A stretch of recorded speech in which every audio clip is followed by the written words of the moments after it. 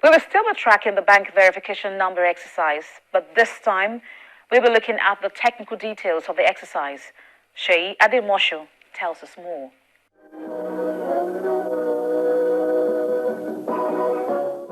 The BVN project has about 24 banks involved, and as such, each bank was scoped to have different servers.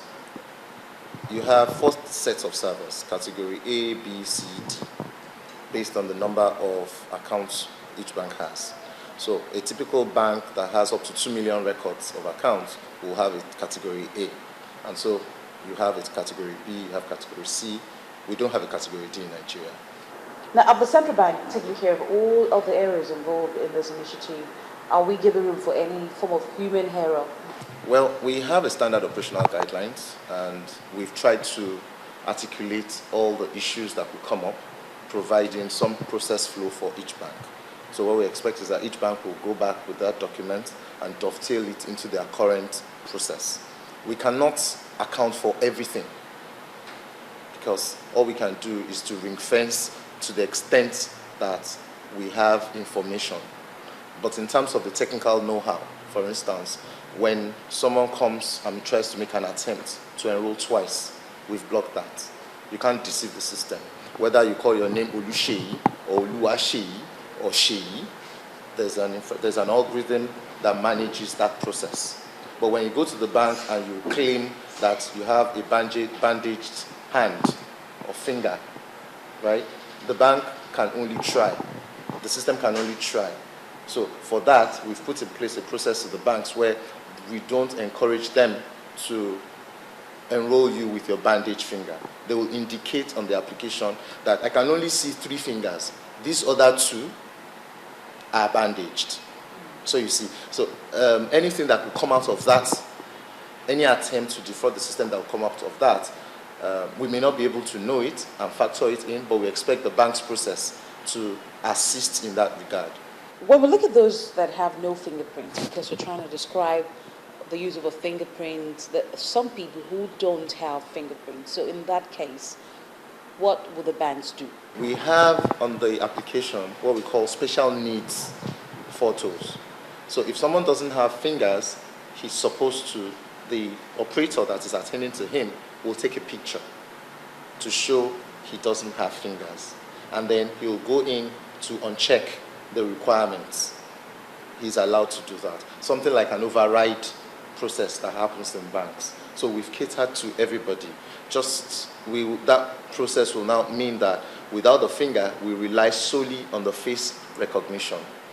So someone will take a picture of the face, and that will be the way that person will be authenticated the next time, or verified the next time he comes to the bank to do a transaction. So we've catered for that. There are religious connotations to this exercise. Some people have the view that this is the end time and is the sign of the Antichrist, the 666, and you're taking my fingerprint, and all kinds of comments like that have been going on. What's your take on this? Okay, I'm laughing about that already. The concept of money is so interesting. I wish someone could talk about money as well, because money could be seen as 666. You can't run away from religious connotations. We are here, they are realities. And truly, if it's actually a religious connotation and it's a sign of the end time, then we must know it must happen. These are inevitable things, right? We're talking about single currency. The concept of single currency is being pushed all over the world. In the West Africa, you're talking about the echo, right? In Americas, you're talking about the dollar. In Europe, you're talking about euro. All these are signs of the end times. Nobody can stop it if it's going to happen. Now, when we look at biometrics in the banking industry, is this the first time that we're doing this kind of a thing? Yes and no. At this magnitude, where we are bringing all the banks together under one roof to agree to do something of this size, is the first time. In fact, Nigeria is the first place in the whole world where this is happening within the banking community. But in silos, different banks have tried, they've attempted to do some form of biometric authentication within their space. So that's why I say it's yes and no. But to what extent were they successful though? There have been cases of ATM theft, and we've heard about stories of people who lose their cards at gunpoint, while trying to withdraw money. Now, how do you think that this initiative will help curb such cases? If you go along the lines of what you've described with this process, the BVN, all you'll need is just your fingerprint. So for anybody to actually take hold of your fingerprint, it's either they've cut it off or there's a gun to your head. All right. If there's a gun to your head, you do the pragmatic thing. It's either you want to die or you want to sort them out. But in terms of stealing your finger away, the whole process we have described, has all the devices are liveness enabled. So if there's no live in that finger, they won't work. The authentication will not work, and so nobody can use it. But if you are coerced to an ATM to put your finger and you choose to do that, we can't stop that.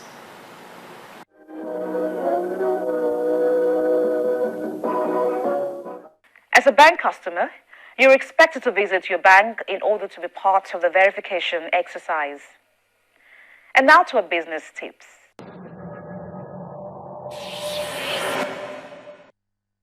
Starting a business with a partner. First, ask yourself, do I really need a business partner to build a successful company?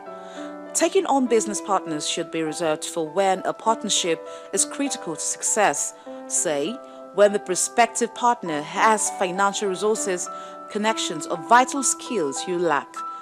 You may be better off hiring the other person as an employee or an independent contractor.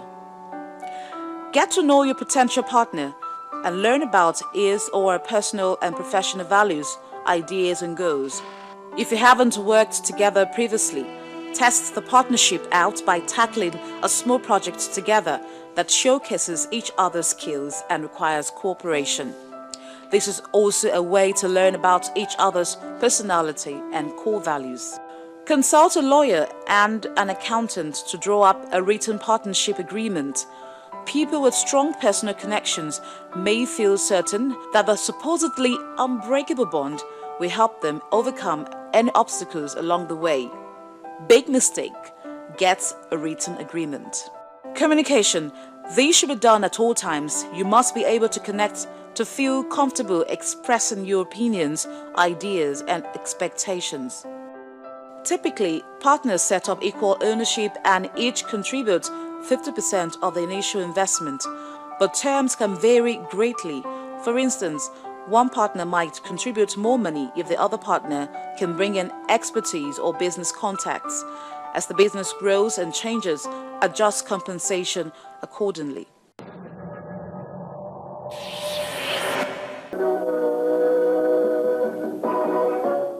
That will be all for now.